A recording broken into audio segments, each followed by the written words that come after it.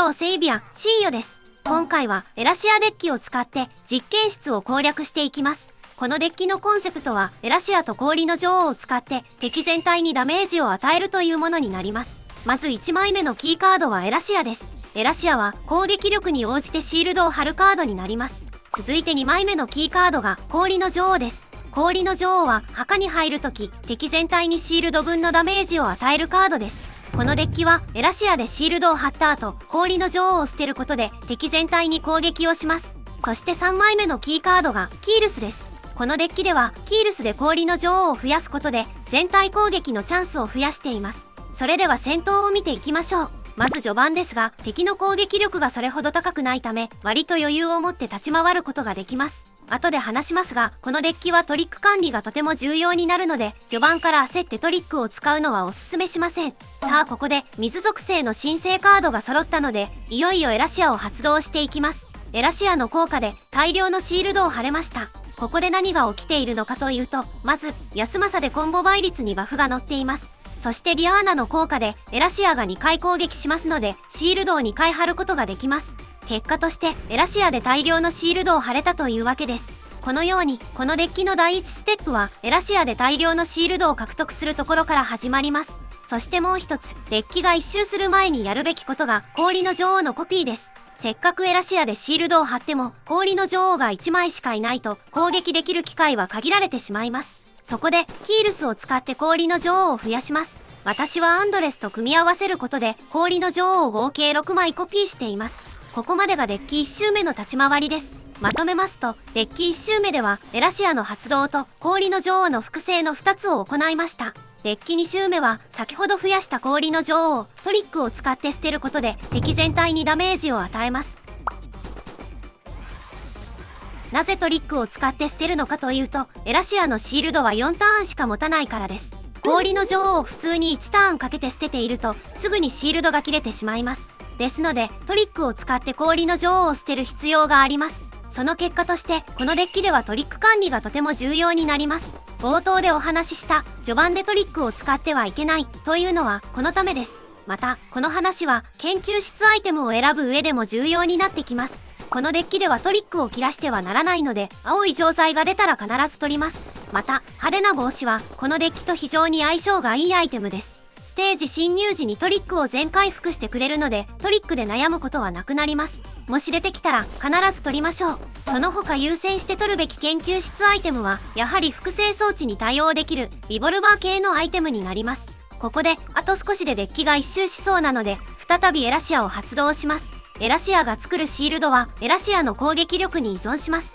したがって攻撃力を上げる研究室アイテムも優先して取るべきアイテムになります。とはいえ元の状態でも十分なシールドを貼れるのでトリックを補充するアイテムの方が優先度は高いです。そしてデッキが一周する前にキールスで氷の女王をコピーして次のデッキに弾を送ります。まとめますとこのデッキはデッキが一周する間にエラシアの発動、氷の女王のコピー、氷の女王の破棄の3つのステップをひたすら繰り返しています。すでに勘のいい方ならお気づきかと思いますが氷の女王自身にもシールドを貼るスキルがあります。ではなぜ氷の女王ではなくわざわざエラシアを使ってシールドを貼るのかというと氷の女王だと十分なシールドを貼れないからです。まずエラシアの攻撃力が425なのに対し氷の女王の攻撃力は200と2分の1しかありません。加えてスキルの係数がエラシアは 120% なのに対し氷の女王は 80% と少ないです。このように氷の女王では十分なシールドを貼れないため途中から火力不足になります。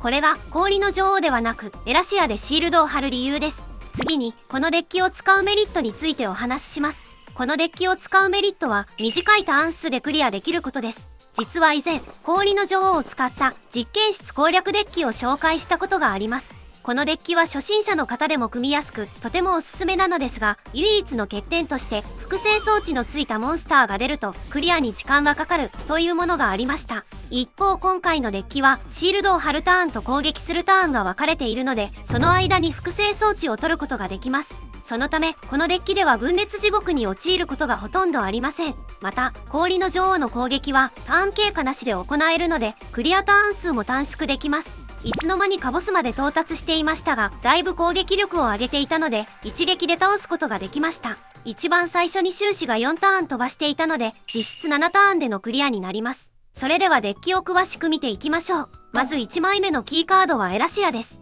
途中でお話ししたようにエラシアは攻撃力、係数ともに高いためシールドを貼るのに適任です。エラシアにバフを乗せるカードとしてはディアーナとワイルドヤスマサを採用しています。ワイルドヤスマサを持っていない場合は大強でも代用できます。そして残りのキーカードが攻撃要員の氷の女王とそれをコピーするキールスです。氷の女王をコピーする枚数は2枚では足りないと思います。そのため何らかの攻撃回数を増やすカードを入れてキールスを複数回攻撃させる必要があります。私はアンドレスを入れて氷の女王を6枚コピーしています。私の感覚では6枚が多すぎず少なすぎずでちょうどいいと思います。アンドレスを持っていない場合はエリザベス、グリンブルスティ、オネストなどで代用可能です。ちなみに私はアンドレスをワイルド化して水属性魔法使いに入れていますが、この必要はありません。アンドレスの役割はキールスを複数回攻撃させることであって高いコンボ倍率を出すことではないからです。その他のカードは大きく2種類のカードから構成されています。まず1種類目がデッキ圧縮カードです。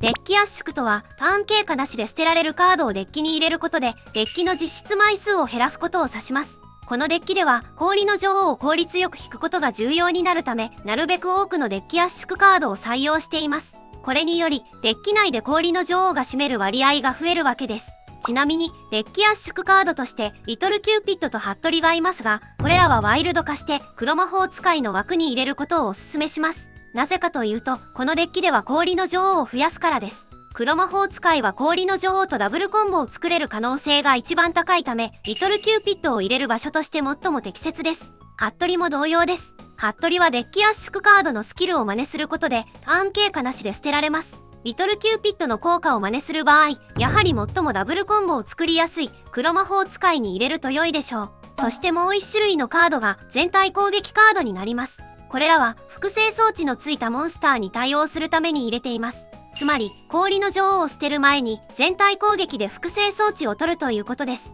一ターン経過するのは少し残念に思えますが、分裂地獄に陥るよりはよっぽどマシです。ちなみにミカはこのデッキと非常に相性がいいカードです。カードを3枚捨てるときに氷の女王よりも左側に置くことでターン経過なしで複製装置のついたモンスターがいるウェーブを突破できます。もし持っているならぜひ入れることをお勧めします。神話カードについても複製装置に対応するためハルモニアを採用しています。ハルモニア以外の神話カードは職業が変わるためどうしても高倍率を叩き出し複製装置のついたモンスターをワンパンしてしまいます。一方ハルモニアは職業が変わらないため攻撃力を抑えることができます。ハルモニア自身のスキルも広範囲に攻撃するため複製装置を取るのに向いています。それ以外のカードはトリックを獲得するためのカードとしてシャーロック、ブリオン、ラファエル、ガブリエルを入れています。途中でこのデッキはトリックを枯渇させてはいけないと説明しましたが、言うてもガブリエルがいるのでよっぽど事故らない限りトリックが枯渇することはないと思います。装備関係についてはこのデッキはエラシアの攻撃力が重要になるため水属性を強化しています。ちなみに実験室ではルーンの効果が適用されないためルーンは装着しても意味がないです。これでエラシアデッキの紹介を終わりにします。この動画が参考になった方は高評価やチャンネル登録をしていただけると嬉しいです。それではご視聴ありがとうございました。